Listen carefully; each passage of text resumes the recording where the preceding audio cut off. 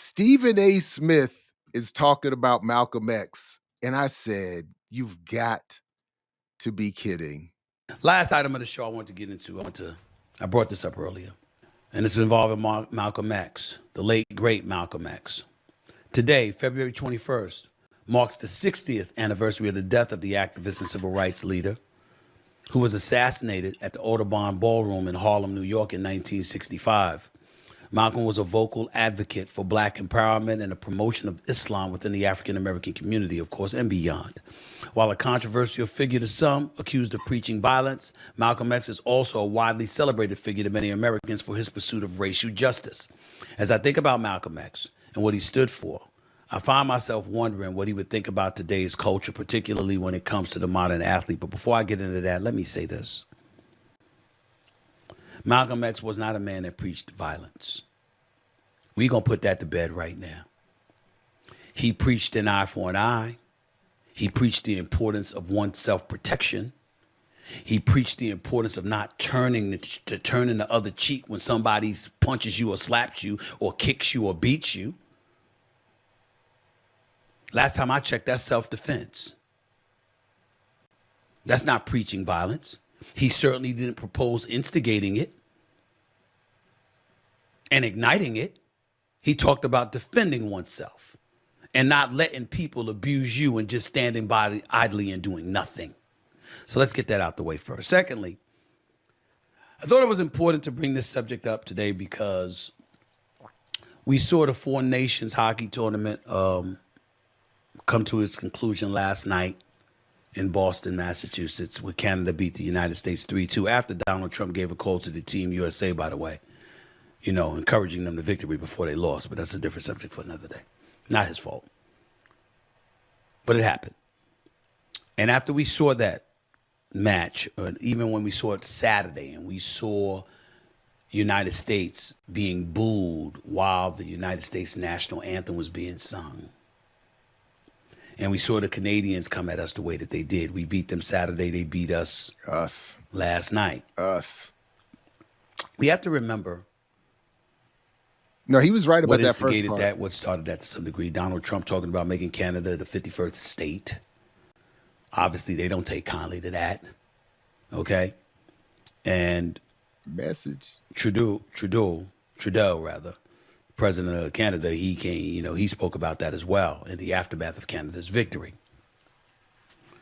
It's important to recognize that emanating off of that subject, at the same time that hockey had elevated its profile exponentially because everybody was watching because of the friction and the tension that existed between Team USA and Canada, it was an opportunity to also lament what we had witnessed for NBA All-Star Weekend in San Francisco. He's still talking about Malcolm X. Remember that, right? We saw a new format instituted.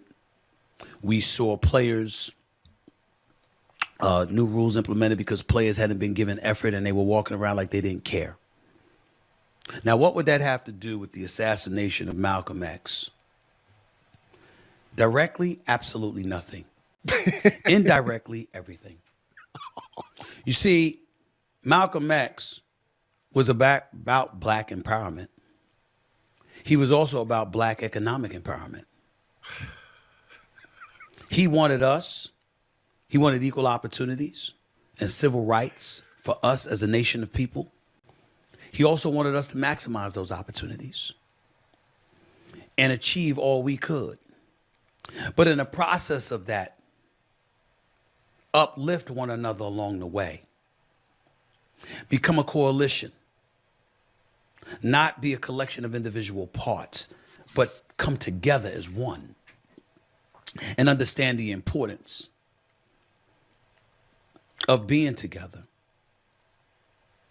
and how much that would serve to empower us in whatever agendas and missions we had moving forward. We just sat here and we talked about Donald Trump, and we talked about Donald Trump talking about the president for Ukraine. We didn't talk about Donald Trump's position in purging parts of the federal government, including DEI. We didn't talk about some of the things Black folks fear, as my buddy Roland Martin pointed out when he said that there's a concerted effort to scale back every bit of progress we made since civil rights legislation came into play in 1964? We haven't talked about that. You know what else? We wouldn't have to if we were together more, but we're not. And that's why I thought that on a day like today, where we're acknowledging the 60-year anniversary of the assassination of Malcolm X, was to remind people of exactly who he was and what he would have hoped for. Yes, Malcolm X evolved. Yes, as he evolved, he thought a little bit differently. And he was more embracing of a mosaic society as opposed to just a black one. All of those things are true. But he also preached about the importance of togetherness. And I think about so many things that professional athletes have and the wealth they've been able to accumulate, the generational wealth that some have been able to acquire, and how there's so many instances where we're nothing more than individual parts. I wonder, for example, when the George Floyd murders took place, the George Floyd murder in Minnesota, right around the time of COVID. I wonder what would have happened instead of folks talking about taking a knee and locking arms with one another. I wonder what would have happened if the athletes themselves had pooled their resources and used that money to funnel the lobbyists on Capitol Hill to push their agendas to the politicians who are legislating laws in our land. Could you imagine what that would have done? Think about some of the things that we're questioning right now. Think about some of the things that are going on in our society. Think about the fear that's permeating through our nation, where you talk about people losing their rights, wondering what's going to happen to them. Think about entitlement programs that's going to evaporate before our very eyes. Think about all those things. Would we have to worry about it as much if folks had come together and pooled their resources to make sure to provide real influence so real things could get done? When I think about Malcolm X, just like when I think about Dr. Martin Luther King Jr., I don't know. I never finished it the first time I tried to watch it. And on a day like today, not only do I think of Dr. Malcolm X on the 60th anniversary of his assassination, I also think about Dr. Martin Luther King Jr. and what the late, great Harry Belafonte once said that Dr. Martin Luther King said to him in his waning days. As a matter of fact, it might have been the day he was assassinated. He said, "I fear that I've led our people into a burning house," preaching about the importance of desegregation and all that could emanate from it. He wondered whether or not he truly had led us into a burning house. That what he had wished for, that what we would ultimately capture, would lead to our fragmentation instead of our togetherness. I don't know if that's what happened. More qualified minds than me can speculate about that, or even Ain't no edify such you thing, with their Stephen A. information. Ain't no What I such can thing. say is that on a day like today, it is appropriate to at least think about that.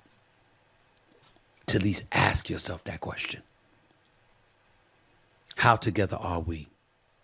How together should we be? And if indeed we ever came together, how much beneficial would it be for all of us? Not just the black community, but America as a whole. The Mosaic Society. It's just a thought. The fuck is he talking about?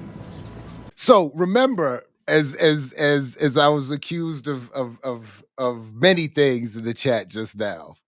Remember why we looked at that. We were looking at that to be reminded, starting Monday on Black Liberation Media on my show, and I'm going to invite everybody everywhere to join. We're going to follow Hiram's call and launch the weekly series 100 Years of Malcolm X.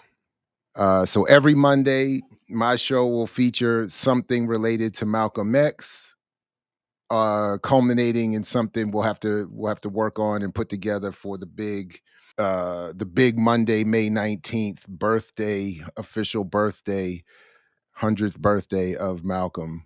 And but yeah, because a lot of folks, man, are obviously out here bringing him up, and in some like Stephen A. Smith, some in more sophisticated ways, making the contradictions more obscure. So we're gonna I'm offer up some minor contribution to the world in trying to make to correct that imbalance, because that was a mess. It did come up over the weekend that Malcolm, he's often clipped in those, I believe it's the 1960 speech, praising the potential of black businesses and black capitalism to be successful. And a lot of people clip that and leave him there with that. And it's clear that he had himself become more clear about the flaws and the failures of that. So this idea that we would come together and pool our resources. The other thing I was thinking is that Stephen A. My initial thought was, if all the black NBA players got together and said, or in any league got together and said, we're going to do anything, we're going to hire a lobbyist who's going to go to Congress and advocate for what exactly, I wasn't sure, but something along the lines of, I don't know, something improving the police or something economically. If black people really did that, Stephen A. would be the first one up there talking about, what are y'all doing? What are y'all doing? So this idea that he's now saying, why in 2025, after 50 years of broadcasting and 20 years as a top, most paid journalist in ESPN or whatever, now I've decided that this will be the time I bring up Malcolm and suggest that we all unify and get a lobbyist. Yeah, he did say their agenda. I thought, well, I assumed in the moment he was talking about the player of the agenda of the players. No, maybe I was doing too much. No, you're right. I agree. They don't have an agenda. No, obviously, too black. That's a really good point. And that's part of the point. Of course, the players don't have. I mean, what would they have? What would they? I mean, they did start at one point. Remember, they did have one moment of, maybe we're going to go on strike. And then what happened? Obama called LeBron and said, LeBron, what are you boy down there trying to do? I got 40 acres of an estate to pay for.